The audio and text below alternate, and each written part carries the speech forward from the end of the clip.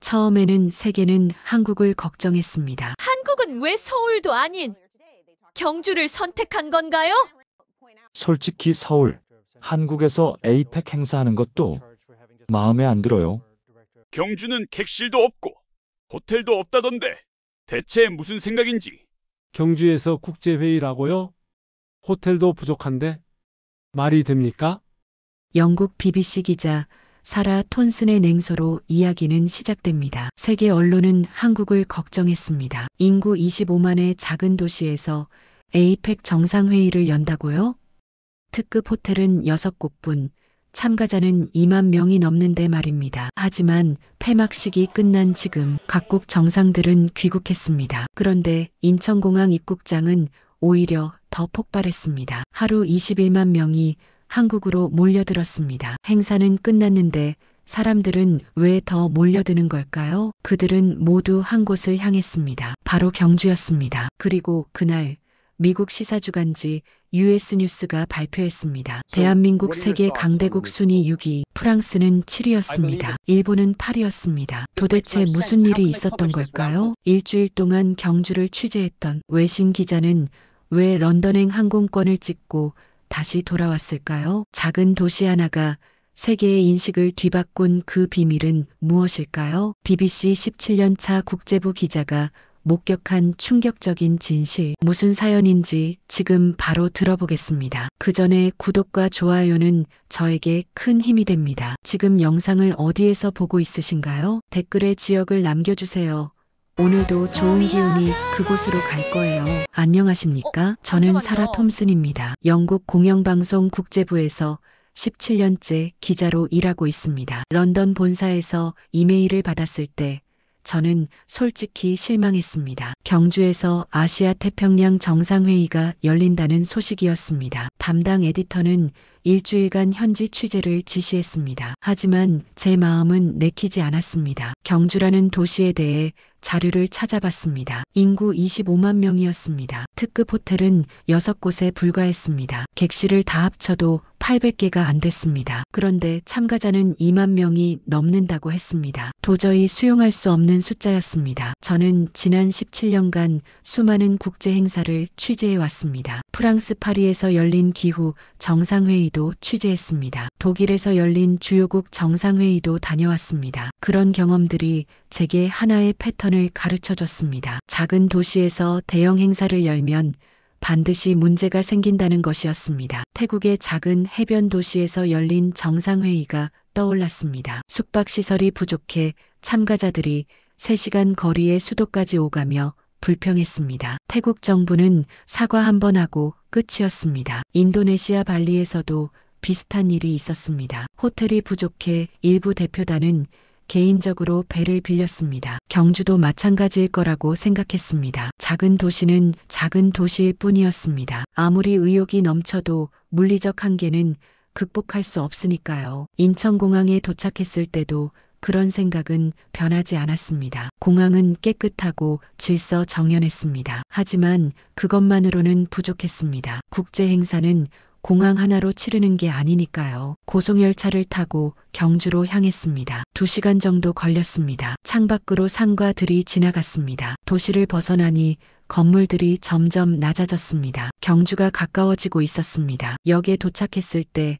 제 예상은 적중했습니다. 평범한 지방 도시였습니다. 높은 건물도 없었고 화려한 거리도 보이지 않았습니다. 호텔로 가는 택시 안에서 기사에게 물었습니다. 행사 준비는 잘 되고 있냐고요. 기사는 웃으며 대답했습니다. 온 시민이 준비하고 있다고 했습니다. 그 말을 들으며 저는 속으로 코웃음을 쳤습니다. 시민이 준비한다고 해서 호텔이 늘어나는 건 아니니까요. 객실이 부족한데 아무리 노력해도 소용없는 일이었습니다. 호텔에 짐을 풀고 시내를 둘러봤습니다. 흙으로 덮인 고분들이 보였습니다. 1000년도 넘은 오래된 무덤이라고 했습니다. 돌로 쌓은 탑도 있었습니다. 절도 몇 곳 있었습니다. 천성대라는 옛날 천문대도 봤습니다. 생각보다 작았습니다. 사진 몇 장 찍고 5분 만에 자리를 떠났습니다. 다음 날부터 본격적인 취재가 시작됐습니다. 회의장은 그럭저럭 괜찮았습니다. 시설은 최신이었고 준비도 나쁘지 않았습니다. 하지만 특별할 것도 없었습니다. 어느 나라에나 있는 평범한 회의장이었습니다. 일주일 동안 저는 회의장과 만찬장을 오가며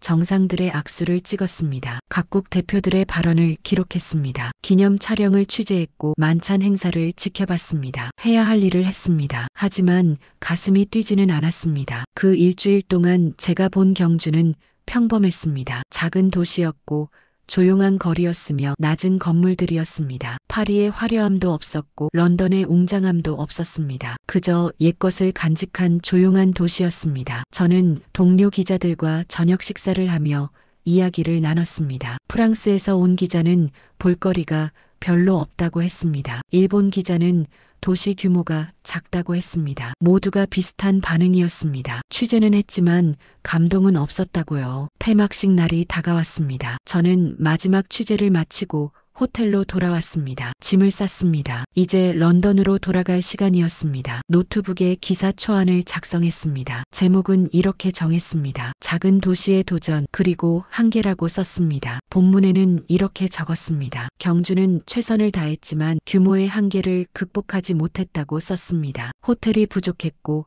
교통이 불편했으며 볼거리도 제한적이었다고 적었습니다. 다음번 정상회의는 더 큰 도시에서 열려야 한다고 결론 내렸습니다. 기사를 저장하고 노트북을 덮었습니다. 내일 아침 일찍 고속열차를 타고 서울로 올라갈 예정이었습니다. 인천공항에서 런던행 비행기를 탈 생각이었습니다. 취재는 끝났으니까요. 하지만 저는 몰랐습니다. 제가 일주일 동안 본 것은 경주의 표면에 불과했다는 것을요. 회의장 밖에서 무슨 일이 벌어지고 있었는지 전혀 알지 못했습니다. 보이지 않는 곳에서 무언가가 완벽하게 작동하고 있었다는 것을 말입니다. 그날 밤 잠자리에 들며 저는 생각했습니다. 이번 취재는 별로였다고요. 특별한 이야기가 없었다고요. 그저 평범한 지방 도시에서 열린 평범한 국제 행사였다고 말입니다. 하지만 다음날 제 생각은 완전히 바뀌게 됩니다. 인천공항에서 목격한 광경이 모든 것을 뒤집어 놓았습니다. 제가 경주에서 놓친 것이 무엇인지 깨닫게 되는 순간이었습니다. 다음날 아침 일찍 호텔을 나섰습니다. 고속열차를 타고 서울로 향했습니다. 창밖 풍경이 빠르게 지나갔습니다. 2시간 만에 서울역에 도착했고 공항 리무진 버스를 탔습니다. 인천공항까지는 1시간 정도 걸렸습니다. 공항 입구에 들어서는 순간 뭔가 이상했습니다. 출국장보다 입국장 쪽이 훨씬 붐볐습니다. 아니, 붐빈다는 표현으로는 부족했습니다. 완전히 인파로 가득했습니다. 저는 출국 수속을 밟으러 가는 길이었지만 발걸음이 멈췄습니다. 입국장 입구로 다가갔습니다. 전광판이 눈에 들어왔습니다. 금일 입국자 수라는 항목이 있었습니다. 숫자가 계속 올라가고 있었습니다. 21만 명을 넘어서고 있었습니다. 하루에 21만 명이라니요. 행사가 끝났는데도 말입니다. 통로를 따라 안쪽으로 들어가 봤습니다. 입국 심사대마다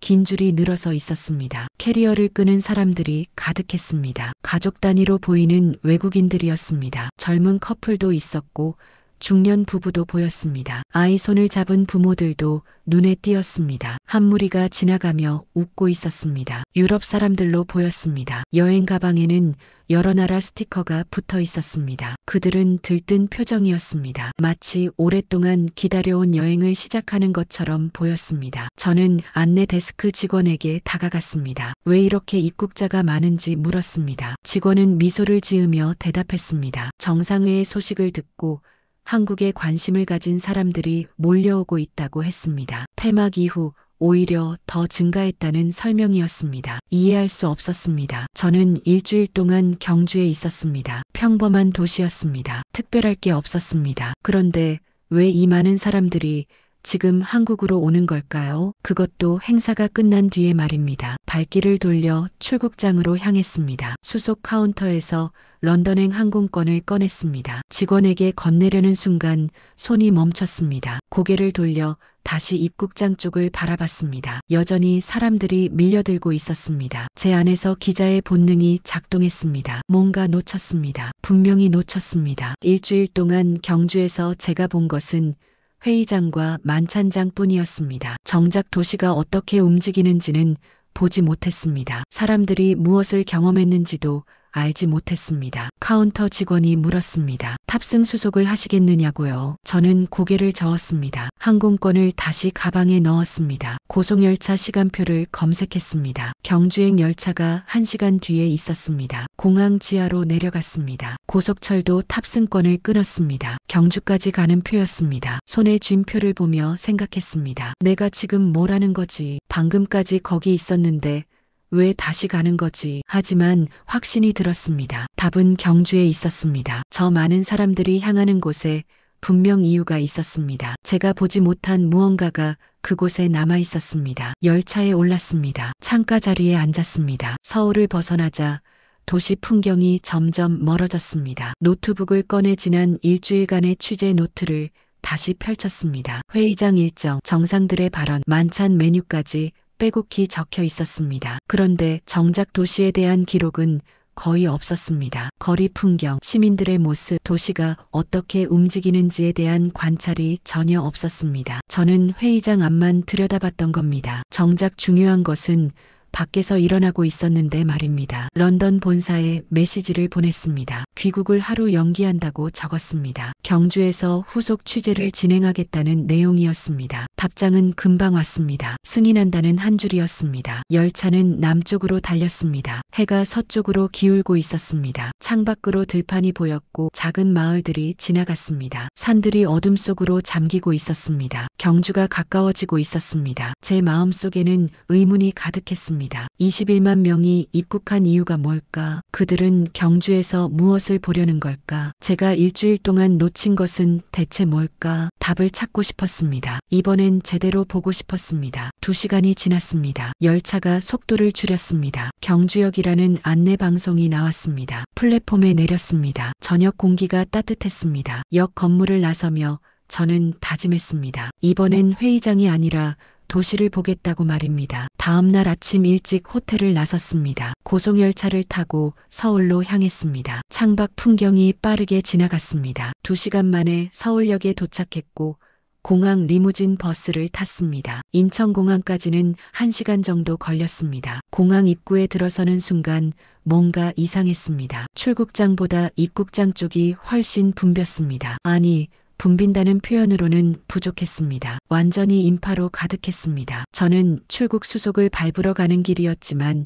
발걸음이 멈췄습니다. 입국장 입구로 다가갔습니다. 전광판이 눈에 들어왔습니다. 금일 입국자 수라는 항목이 있었습니다. 숫자가 계속 올라가고 있었습니다. 21만 명을 넘어서고 있었습니다. 하루에 21만 명이라니요. 행사가 끝났는데도 말입니다. 통로를 따라 안쪽으로 들어가 봤습니다. 입국 심사대마다 긴 줄이 늘어서 있었습니다. 캐리어를 끄는 사람들이 가득했습니다. 가족 단위로 보이는 외국인들이었습니다. 젊은 커플도 있었고 중년 부부도 보였습니다. 아이 손을 잡은 부모들도 눈에 띄었습니다. 한 무리가 지나가며 웃고 있었습니다. 유럽 사람들로 보였습니다. 여행 가방에는 여러 나라 스티커가 붙어 있었습니다. 그들은 들뜬 표정이었습니다. 마치 오랫동안 기다려온 여행을 시작하는 것처럼 보였습니다. 저는 안내 데스크 직원에게 다가갔습니다. 왜 이렇게 입국자가 많은지 물었습니다. 직원은 미소를 지으며 대답했습니다. 정상회의 소식을 듣고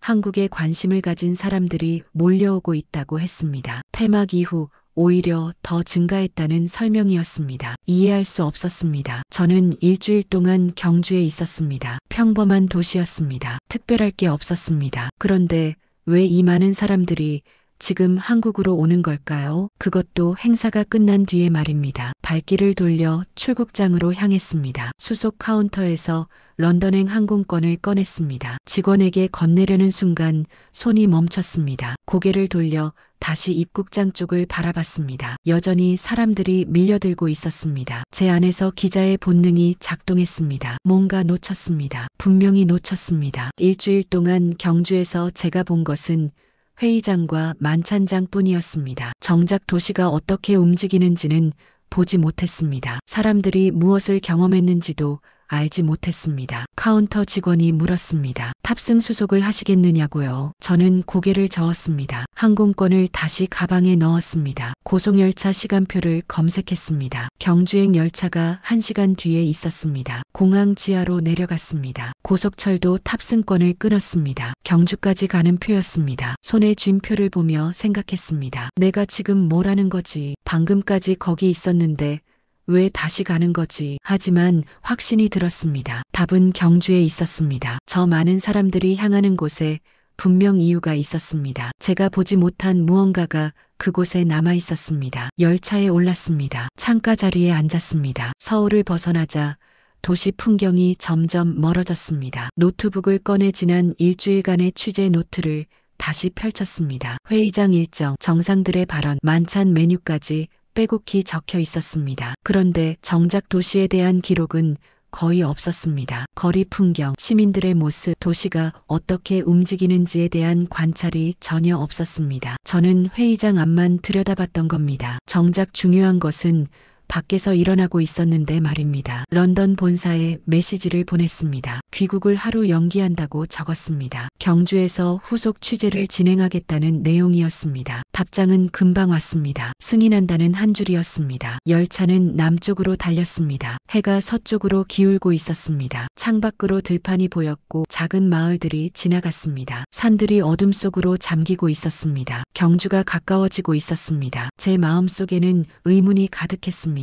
21만 명이 입국한 이유가 뭘까? 그들은 경주에서 무엇을 보려는 걸까? 제가 일주일 동안 놓친 것은 대체 뭘까? 답을 찾고 싶었습니다. 이번엔 제대로 보고 싶었습니다. 2시간이 지났습니다. 열차가 속도를 줄였습니다. 경주역이라는 안내 방송이 나왔습니다. 플랫폼에 내렸습니다. 저녁 공기가 따뜻했습니다. 역 건물을 나서며 저는 다짐했습니다. 이번엔 회의장이 아니라 도시를 보겠다고 말입니다. 역 광장에 나서자 예상과 다른 광경이 펼쳐졌습니다. 저녁 시간인데도 사람들로 북적였습니다. 며칠 전 이곳을 떠날 때는 조용했는데 지금은 완전히 달랐습니다. 캐리어를 끄는 외국인 관광객들이 곳곳에 보였습니다. 택시를 잡아탔습니다. 기사에게 물었습니다. 행사가 끝났는데 왜 이렇게 사람이 많은지요? 기사는 웃으며 대답했습니다. 요즘 매일 이렇다고 했습니다. 공항에서 바로 경주로 오는 관광객들이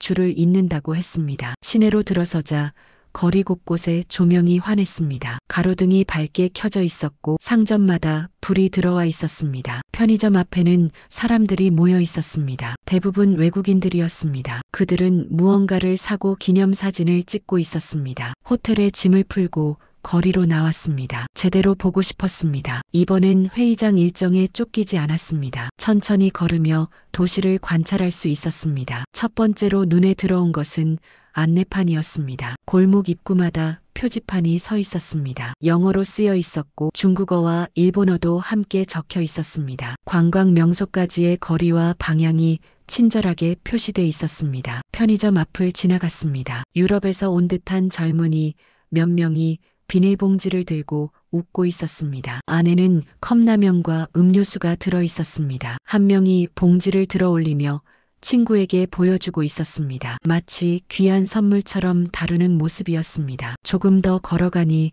작은 공원이 나왔습니다. 벤치에는 중년 남자가 앉아 있었습니다. 동양인으로 보였는데 지도를 펼쳐놓고 있었습니다. 옆에는 젊은 여성이 서서 무언가 설명하고 있었습니다. 가까이 다가가 보니 그녀는 자원봉사자 배지를 달고 있었습니다. 여성은 지도를 가리키며 관광 코스를 안내하고 있었습니다. 남자는 고개를 끄덕이며 듣고 있었습니다. 일본어로 대화하는 것 같았습니다. 자원봉사자는 유창하게 설명했습니다. 어디로 가면 좋은지, 몇 시에 문을 여는지, 어떻게 가는 게 편한지까지 자세히 알려주고 있었습니다. 잠시 기다렸다가 자원봉사자에게 말을 걸었습니다. 어떻게 이 일을 하게 됐는지 물었습니다. 그녀는 대학생이라고 했습니다. 정상회의 기간 동안 자원봉사를 신청했는데 행사가 끝난 뒤에도 계속 나오고 있다고 했습니다. 여전히 도움이 필요한 외국인들이 많기 때문이라고 했습니다. 급여를 받는지 물었습니다. 그녀는 고개를 저었습니다. 자원봉사라고 했습니다. 돈을 받지 않는다고 했습니다. 그냥 하고 싶어서 나온다고 했습니다. 외국 손님들이 경주에서 좋은 시간을 보내면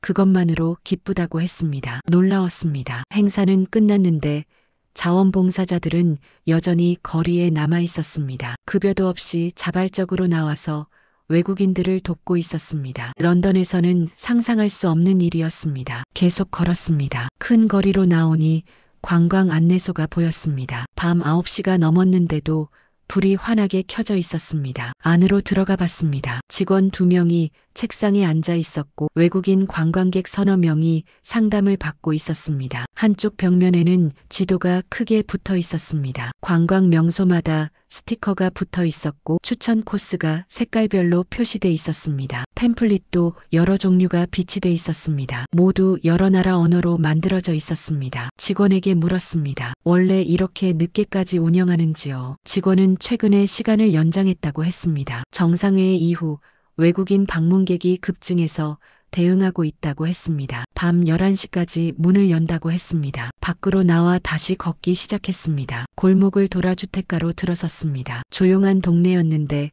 한 집 대문 앞에 작은 팻말이 세워져 있었습니다. 환영합니다라고 영어로 쓰여 있었습니다. 그 밑에는 손으로 그린 태극기가 있었습니다. 다음 집에도 비슷한 팻말이 있었습니다. 이번에는 중국어로 쓰여 있었습니다. 그 옆집에는 일본어 환영 문구가 보였습니다. 시민들이 직접 만든 것 같았습니다. 인쇄물이 아니라 손글씨였습니다. 어설프지만 진심이 느껴졌습니다. 큰 길로 다시 나왔습니다. 버스 정류장에 사람들이 서 있었습니다. 외국인 몇 명이 스마트폰을 보며 무언가 확인하고 있었습니다. 정류장 안내판을 보니 다국어로 표시돼 있었습니다. 버스 노선과 시간이 자세히 적혀 있었습니다. 그때 버스 한 대가 멈춰섰습니다. 운전석이 비어 있었습니다. 자율주행 셔틀이었습니다. 정상회의 기간에 봤던 그 버스였습니다. 행사가 끝났는데도 여전히 운행되고 있었습니다. 전광판에는 주요 관광지 순환이라고 적혀 있었습니다. 사람들이 버스에 올랐습니다. 저도 따라 탔습니다. 내부는 깨끗했고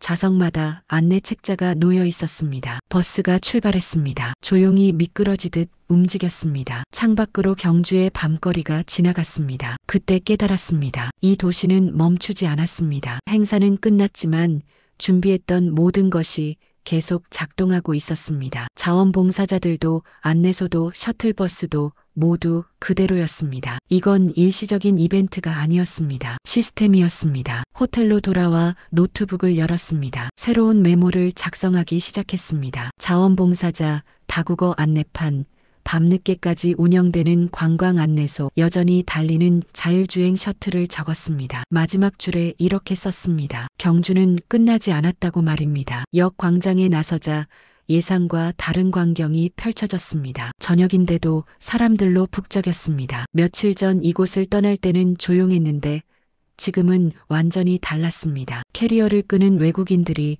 곳곳에 보였습니다. 택시기사에게 물었습니다. 행사가 끝났는데 왜 이렇게 사람이 많은지요? 기사는 매일 이렇다고 했습니다. 공항에서 바로 경주로 오는 관광객들이 줄을 잇는다고 했습니다. 시내로 들어서자 거리가 환했습니다. 가로등이 밝게 켜져 있었고 상점마다 불빛이 새어나왔습니다. 편의점 앞에는 외국인들이 모여 무언가를 사고 사진을 찍고 있었습니다. 호텔에 짐을 풀고 거리로 나섰습니다. 이번에는 천천히 걸으며 도시를 관찰하고 싶었습니다. 골목 입구마다 다국어 안내판이 서 있었습니다. 관광 명소까지의 거리와 방향이 친절하게 표시돼 있었습니다. 작은 공원을 지나는데 벤치에 중년 남자가 앉아 있었습니다. 옆에는 젊은 여성이 서서 지도를 가리키고 있었습니다. 가까이 가보니 그녀는 자원봉사자 배지를 달고 있었습니다. 일본어로 관광 코스를 안내하고 있었습니다. 잠시 후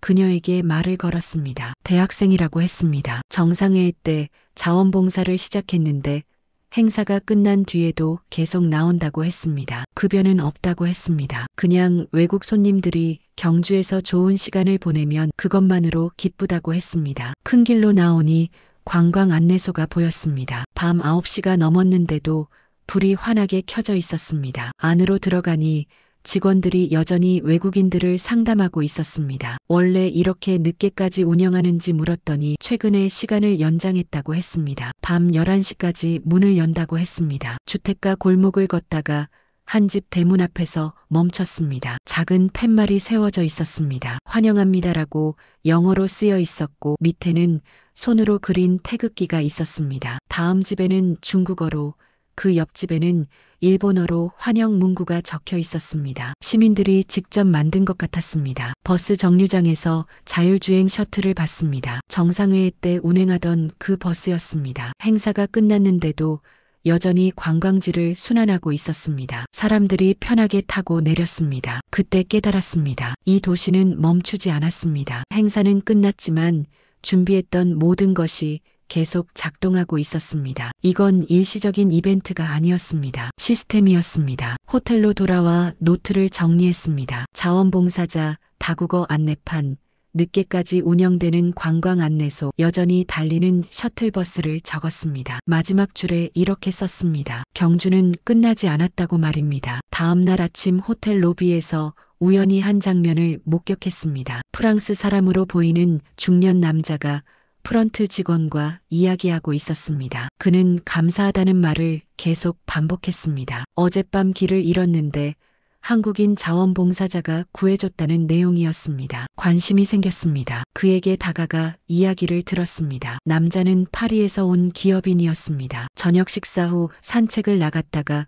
호텔로 돌아오는 길을 잃었다고 했습니다. 골목이 복잡해 헤매고 있었는데 한 젊은이가 다가왔다고 했습니다. 그 젊은이는 자원봉사자였습니다. 배지를 보고 도움을 청했더니 흔쾌히 호텔까지 안내해줬다고 했습니다. 함께 걸으며 경주의 역사도 설명해줬고 내일 가볼 만한 곳도 추천해줬다고 했습니다. 프랑스 남자는 한국 사람들의 친절에 깊은 인상을 받았다고 했습니다. 경주시 자원봉사센터를 찾아갔습니다. 시청 건물 한쪽에 있었습니다. 담당자를 만나 정상회의 자원봉사에 대해 물었습니다. 그는 두꺼운 파일을 꺼냈습니다. 자원봉사자 명단이었습니다. 총 500명이 넘었습니다. 대학생이 가장 많았지만 은퇴한 교사들도 있었고 주부들도 보였습니다. 통역봉사자, 관광안내봉사자, 교통안내봉사자로 나뉘어 있었습니다. 담당자는 모두 자발적으로 신청했다고 했습니다. 특히 통역봉사자가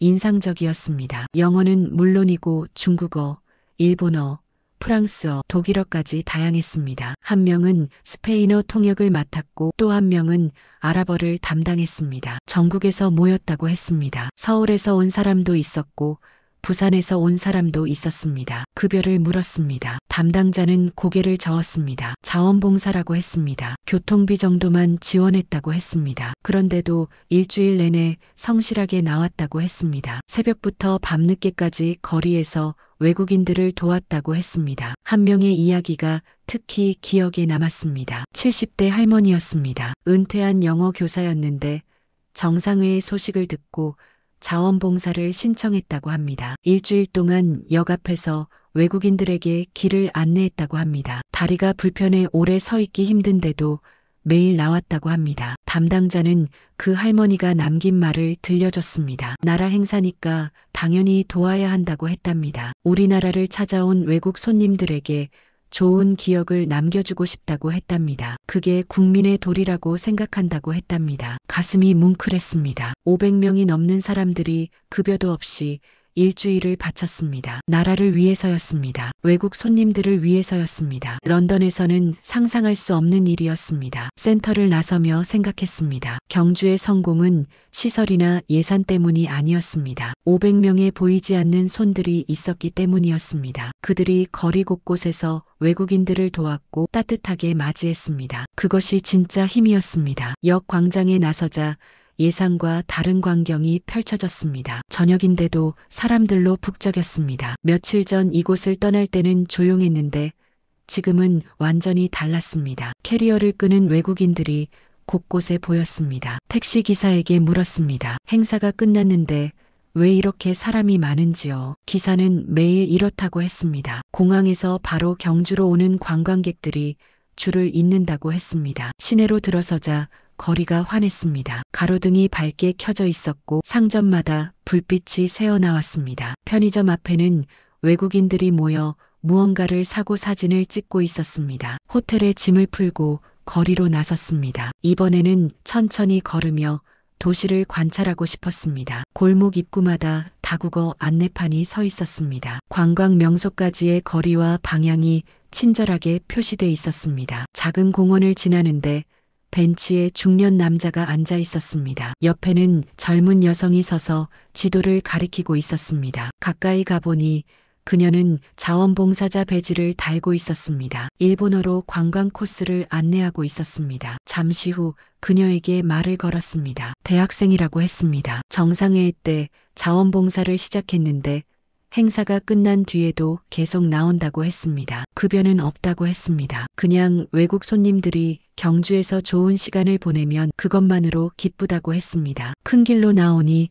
관광 안내소가 보였습니다. 밤 9시가 넘었는데도 불이 환하게 켜져 있었습니다. 안으로 들어가니 직원들이 여전히 외국인들을 상담하고 있었습니다. 원래 이렇게 늦게까지 운영하는지 물었더니 최근에 시간을 연장했다고 했습니다. 밤 11시까지 문을 연다고 했습니다. 주택가 골목을 걷다가 한 집 대문 앞에서 멈췄습니다. 작은 팻말이 세워져 있었습니다. 환영합니다라고 영어로 쓰여 있었고 밑에는 손으로 그린 태극기가 있었습니다. 다음 집에는 중국어로, 그 옆집에는 일본어로 환영 문구가 적혀 있었습니다. 시민들이 직접 만든 것 같았습니다. 버스 정류장에서 자율주행 셔틀을 봤습니다. 정상회의 때 운행하던 그 버스였습니다. 행사가 끝났는데도 여전히 관광지를 순환하고 있었습니다. 사람들이 편하게 타고 내렸습니다. 그때 깨달았습니다. 이 도시는 멈추지 않았습니다. 행사는 끝났지만 준비했던 모든 것이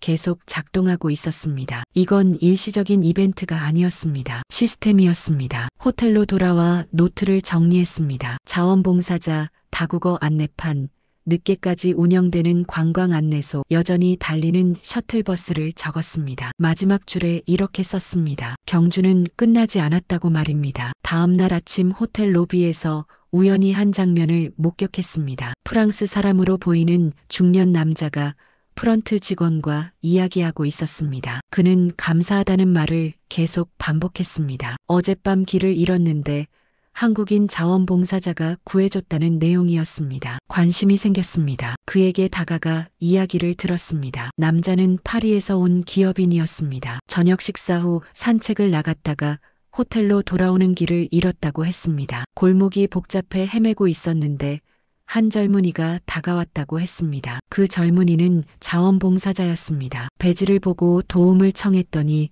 흔쾌히 호텔까지 안내해줬다고 했습니다. 함께 걸으며 경주의 역사도 설명해줬고 내일 가볼 만한 곳도 추천해줬다고 했습니다. 프랑스 남자는 한국 사람들의 친절에 깊은 인상을 받았다고 했습니다. 경주시 자원봉사센터를 찾아갔습니다. 시청 건물 한쪽에 있었습니다. 담당자를 만나 정상회의 자원봉사에 대해 물었습니다. 그는 두꺼운 파일을 꺼냈습니다. 자원봉사자 명단이었습니다. 총 500명이 넘었습니다. 대학생이 가장 많았지만 은퇴한 교사들도 있었고 주부들도 보였습니다. 통역봉사자, 관광안내봉사자, 교통안내봉사자로 나뉘어 있었습니다. 담당자는 모두 자발적으로 신청했다고 했습니다. 특히 통역봉사자가 인상적이었습니다. 영어는 물론이고 중국어, 일본어, 프랑스어, 독일어까지 다양했습니다. 한 명은 스페인어 통역을 맡았고 또 한 명은 아랍어를 담당했습니다. 전국에서 모였다고 했습니다. 서울에서 온 사람도 있었고 부산에서 온 사람도 있었습니다. 급여를 물었습니다. 담당자는 고개를 저었습니다. 자원봉사라고 했습니다. 교통비 정도만 지원했다고 했습니다. 그런데도 일주일 내내 성실하게 나왔다고 했습니다. 새벽부터 밤늦게까지 거리에서 외국인들을 도왔다고 했습니다. 한 명의 이야기가 특히 기억에 남았습니다. 70대 할머니였습니다. 은퇴한 영어 교사였는데 정상회의 소식을 듣고 자원봉사를 신청했다고 합니다. 일주일 동안 역 앞에서 외국인들에게 길을 안내했다고 합니다. 다리가 불편해 오래 서 있기 힘든데도 매일 나왔다고 합니다. 담당자는 그 할머니가 남긴 말을 들려줬습니다. 나라 행사니까 당연히 도와야 한다고 했답니다. 우리나라를 찾아온 외국 손님들에게 좋은 기억을 남겨주고 싶다고 했답니다. 그게 국민의 도리라고 생각한다고 했답니다. 가슴이 뭉클했습니다. 500명이 넘는 사람들이 급여도 없이 일주일을 바쳤습니다. 나라를 위해서였습니다. 외국 손님들을 위해서였습니다. 런던에서는 상상할 수 없는 일이었습니다. 센터를 나서며 생각했습니다. 경주의 성공은 시설이나 예산 때문이 아니었습니다. 500명의 보이지 않는 손들이 있었기 때문이었습니다. 그들이 거리 곳곳에서 외국인들을 도왔고 따뜻하게 맞이했습니다. 그것이 진짜 힘이었습니다. 오후에 구시가지를 걷다가 한 초등학교 앞을 지나게 됐습니다. 담벼락에 큰 현수막이 걸려 있었습니다. 각국 언어로 환영한다는 문구가 적혀 있었습니다. 가까이 다가가 보니 모두 손글씨였습니다. 아이들이 직접 쓴 것 같았습니다. 영어 환영 문구 옆에는 작은 태극기가 그려져 있었습니다. 크레파스로 칠한 것이었습니다. 삐뚤삐뚤했지만 정성이 느껴졌습니다. 중국어 문구는 붓으로 쓴 듯했습니다. 일본어는 연필로 조심스럽게 적혀 있었습니다. 학교 안으로 들어가 봤습니다. 교무실에서 교감 선생님을 만났습니다. 현수막에 대해 물었습니다. 선생님은 미소를 지으며 설명했습니다. 정상회에 한 달 전 전교생이 함께 만들었다고 했습니다. 각 학년마다 나라를 배정했다고 합니다. 1학년은 중국, 2학년은 일본, 3학년은 미국 이런 식이었습니다. 아이들이 그 나라 언어로 환영 문구를 연습했다고 합니다. 한 글자 한 글자 정성껏 썼다고 합니다. 왜 인쇄하지 않고 손으로 썼는지 물었습니다. 선생님은 손글씨가 더 따뜻하다고 했습니다. 인쇄물은 깔끔하지만 마음이 담기지 않는다고 했습니다. 아이들이 직접 쓴 글씨에는 정성이 묻어난다고 했습니다. 그게 진짜 환대라고 생각했다고 합니다. 학교를 나와 시장 쪽으로 걸었습니다. 상점마다 비슷한 손글씨 플래카드가 걸려 있었습니다. 어느 식당 앞에는 할아버지가 쓴 듯한 환영 문구가 있었습니다. 글씨가 떨렸지만 정성스러웠습니다. 한 가게에 들어가 주인에게 물었습니다. 60대쯤 되어 보이는 남자였습니다. 그는 손수 쓴 플래카드를 가리켰습니다. 일주일 걸려 완성했다고 했습니다. 영어 사전을 찾아가며 한 글자씩 썼다고 합니다. 왜 그렇게까지 했는지 물었습니다. 남자는 잠시 생각하더니 대답했습니다. 세계 정상들이 우리 동네에 온다는데 제대로 맞이하고 싶었다고 했습니다. 외국 손님들이 경주를 기억할 때 따뜻한 곳으로 기억했으면 좋겠다고 했습니다. 거리를 계속 걸으며 손글씨 플래카드들을 세어봤습니다. 수십 개가 넘었습니다. 모두 다른 글씨체였습니다. 어떤 것은 깔끔했고 어떤 것은 서툴렀습니다. 하지만 모두 같은 마음을 담고 있었습니다. 환영한다는 진심이었습니다. 한 카페 앞에서 멈췄습니다. 유리창에 붙은 플래카드가 눈에 들어왔습니다. 할머니가 쓴 듯한 영어 문구였습니다. 철자가 틀린 부분도 있었습니다. 하지만 그 어설픔이 오히려 진정성을 더했습니다. 안으로 들어가 커피를 주문했습니다. 카운터에 서 있는 할머니에게 물었습니다. 플래카드를 직접 쓰셨는지요? 할머니는 부끄러워하며 고개를 끄덕였습니다. 영어를 잘 못해서 손자에게 물어가며 썼다고 했습니다. 외국 손님들 반응이 어땠는지 물었습니다. 할머니는 웃으며 대답했습니다. 다들 사진을 찍어갔다고 했습니다. 어떤 사람은 감동했다며 손을 잡았다고 했습니다. 완벽한 영어보다 마음이 중요하다고 말해줬다고 합니다. 카페를 나서며 깨달았습니다. 경주 시민들은 완벽함을 추구하지 않았습니다. 대신 진심을 보여줬습니다. 그것이 세계인들의 마음을 움직인 것이었습니다. 경주시청을 찾아갔습니다. 정상회의 준비 과정을 알고 싶었습니다. 기획조정실 담당자가 저를 회의실로 안내했습니다. 책상 위에는 두꺼운 파일들이 쌓여 있었습니다. 담당자는 준비가 6개월 전부터 시작됐다고 했습니다. 가장 큰 문제는 숙박이었습니다. 경주 호텔만으로는 턱없이 부족했습니다. 그래서 전국 네트워크를 구축했다고 합니다. 대구와 부산, 포항의 호텔들과 협약을 맺었습니다. 경주에서 1시간 안팎 거리였습니다. 참가자들이 선택할 수 있도록 했습니다. 문제는 이동이었습니다. 매일 왕복해야 하는 사람들을 위해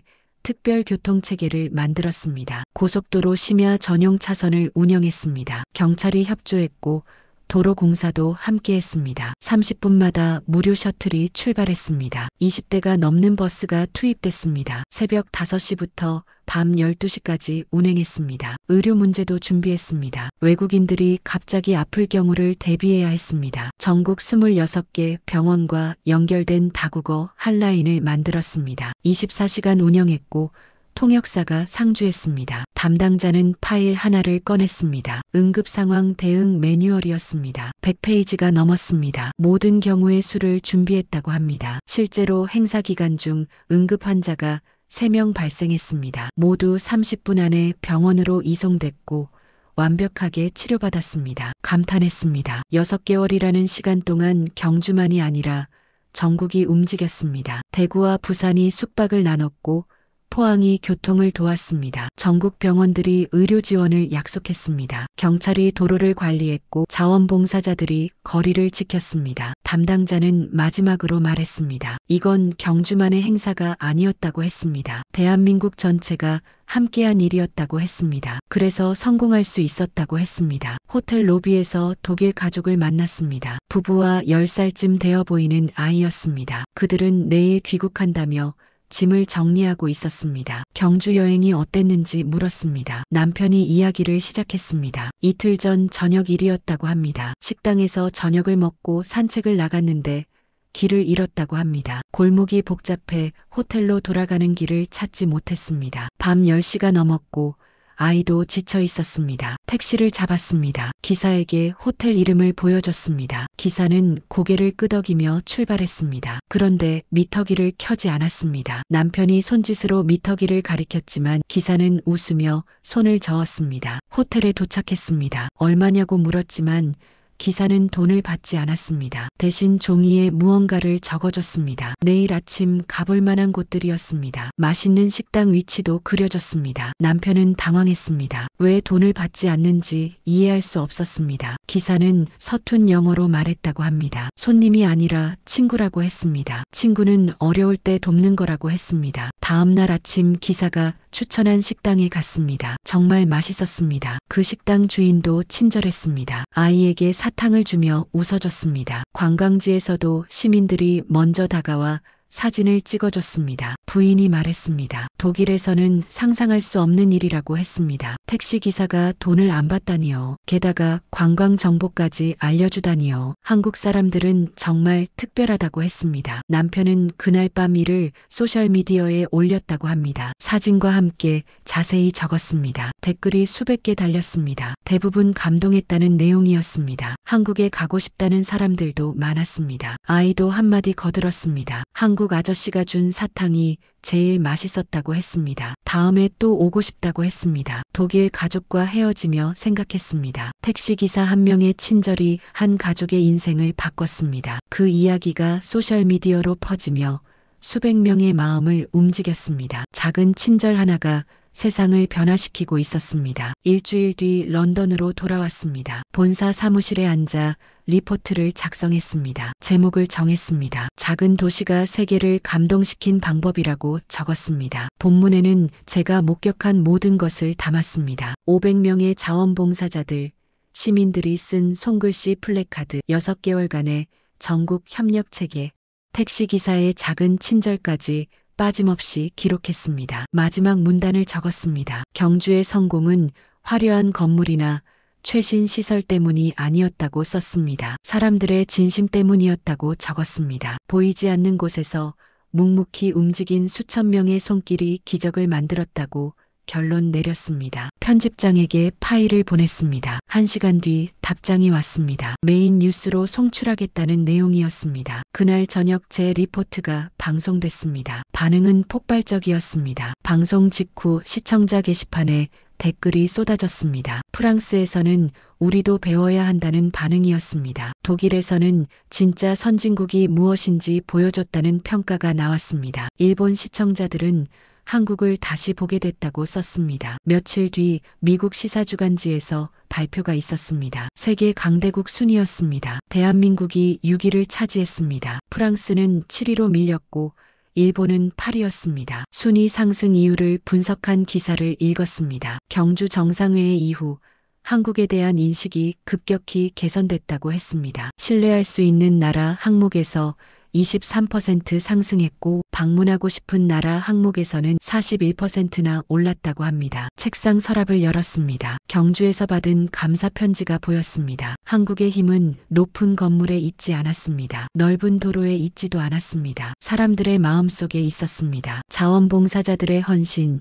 시민들의 정성, 택시 기사의 친절이 모여 나라를 강하게 만들었습니다. 세계 6이라는 숫자는 그저 결과였습니다. 진짜 의미는 따로 있었습니다. 1000명이 넘는 사람들이 한국을 신뢰하게 됐다는 것이었습니다. 존경하게 됐다는 것이었습니다. 작은 도시 하나가 세계의 인식을 바꿔놓았습니다. 창밖을 바라봤습니다. 런던의 높은 빌딩들이 보였습니다. 하지만 저는 알았습니다. 진짜 위대함은 높이에 있지 않다는 것을요, 깊이에 있다는 것을 말입니다. 오늘 이야기는 여기까지입니다.